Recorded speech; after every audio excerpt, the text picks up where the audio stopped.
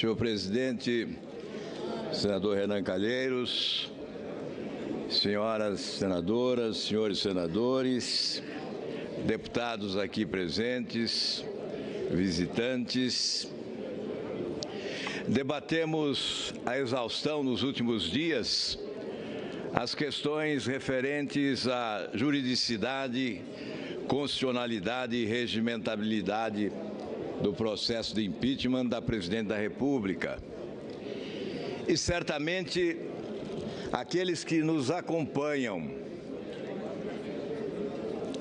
encontram-se exaustos dos argumentos na defesa do processo de impeachment como consequência do crime de responsabilidade praticado ao ferirem de forma visível os alicerces básicos da Lei de Responsabilidade Fiscal.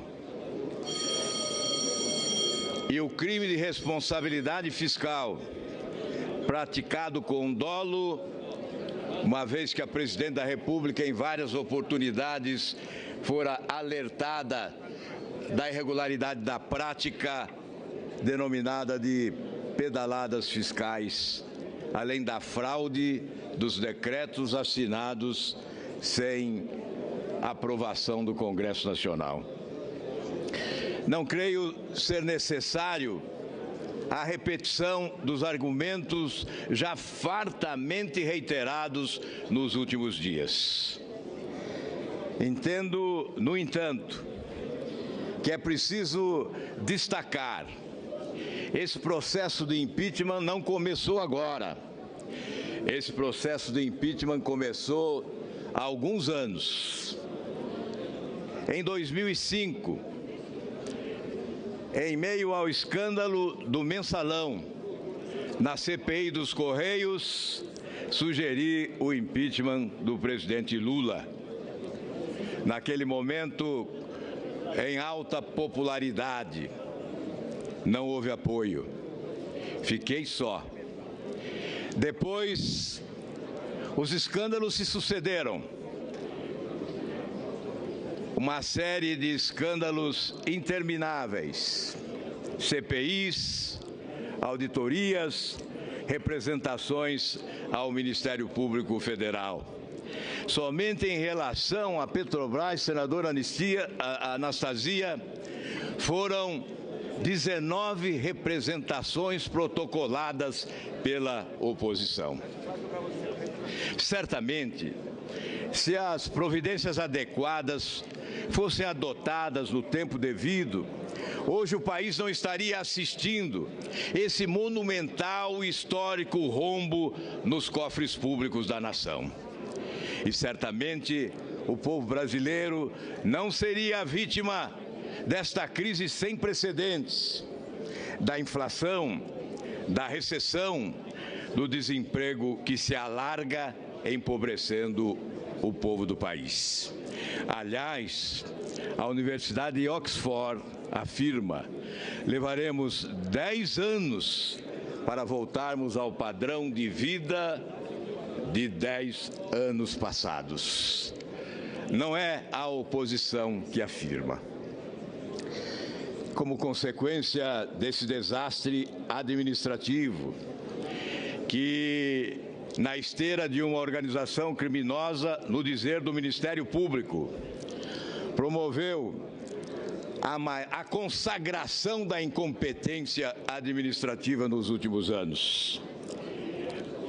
Na investigação judiciária, se definiu, já no Mensalão, um complexo e sofisticado esquema de corrupção em nome de um projeto de poder de longo prazo arquitetado por uma organização criminosa.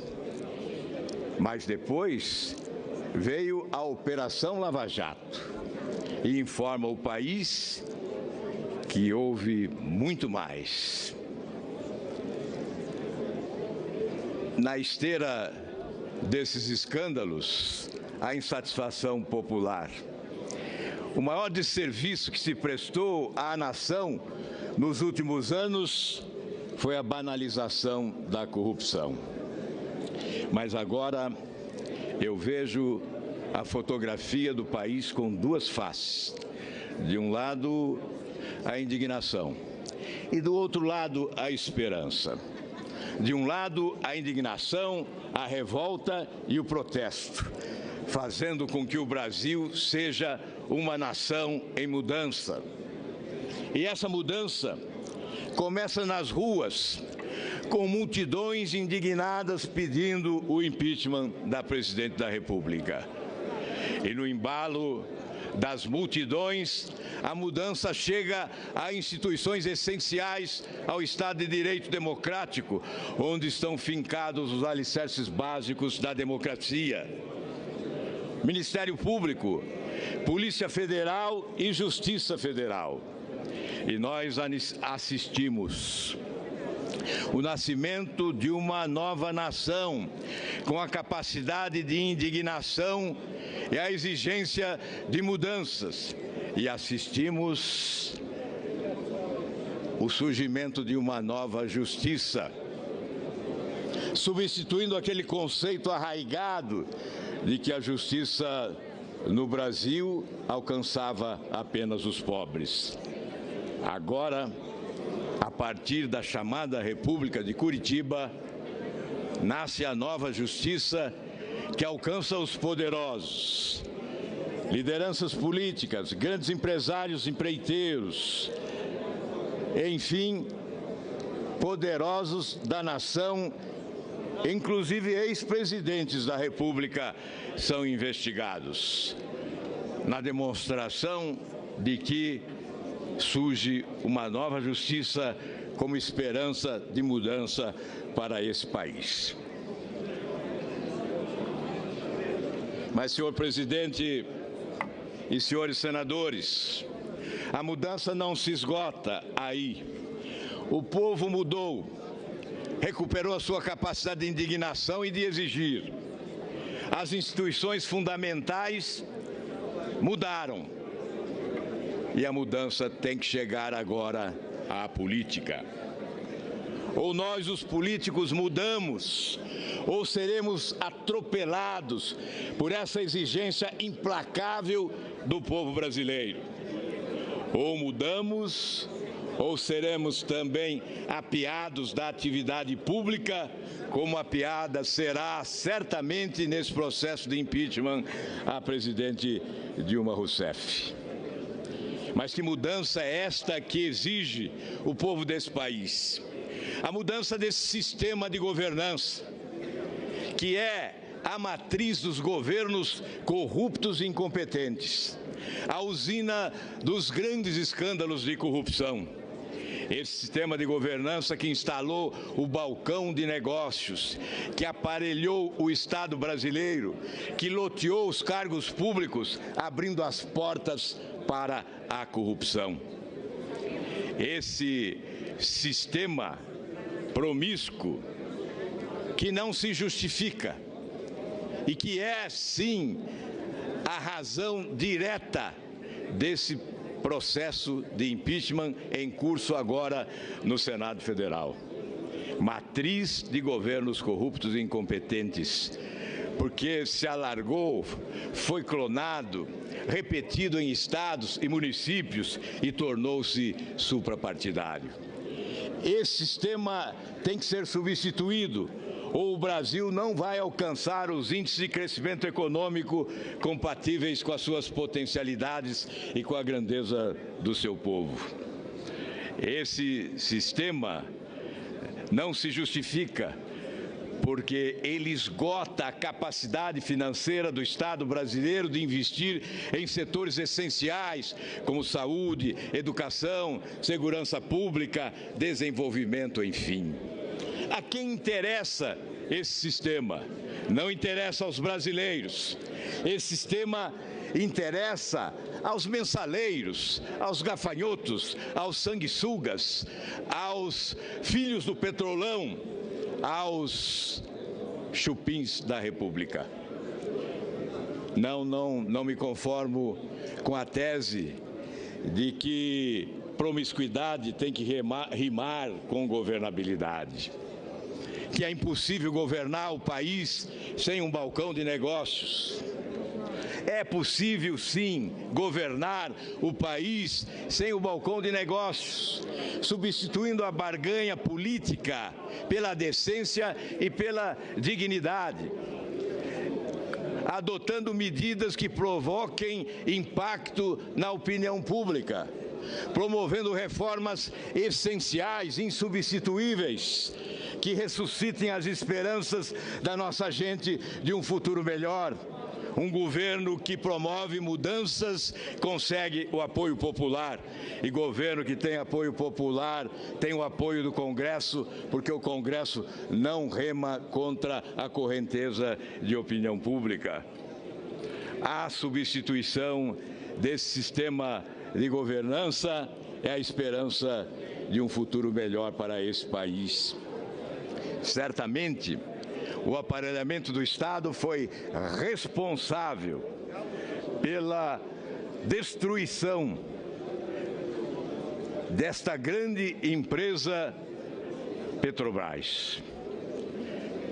Certamente, esse sistema de governança promoveu a descrença no povo brasileiro e que, no embalo dos seus sonhos e das suas esperanças, na grande mobilização popular histórica, a maior de todos os tempos, maior do que a mobilização por eleições diretas, impulsionou instituições que se reabilitam sob os escombros da desesperança do povo. E estas instituições nos asseguram a possibilidade de mudança real nesse país, desde que a classe política assuma a sua responsabilidade de também mudar. Represento aqui um pequeno partido de grandes causas, o Partido Verde, que sustenta causas imprescindíveis para o futuro. E por isso, senhores senadores, devo concluir esse pronunciamento em nome do Partido Verde, com uma conclamação que diz respeito ao debate sobre o nosso futuro. Devemos debater o nosso futuro para ressuscitarmos as esperanças de multidões de jovens brasileiros agora desesperançados diante desta crise que assola o país. Muitos deles jogando a toalha, desistindo do Brasil, mas na verdade o que querem não é morar em outro país, viver em outro país, como já se disse e se já repetiu. O que eles desejam é viver em outro Brasil. E, senhor presidente, eu creio que, para concluir, devo buscar, nas palavras do Papa Francisco, o apelo aos jovens brasileiros. Ele disse no Rio de Janeiro, e eu o parafraseio agora: já nos roubaram muito, já nos roubaram demais. Não permitam que lhes roubem a esperança de um futuro melhor. Muito obrigado, senhor presidente.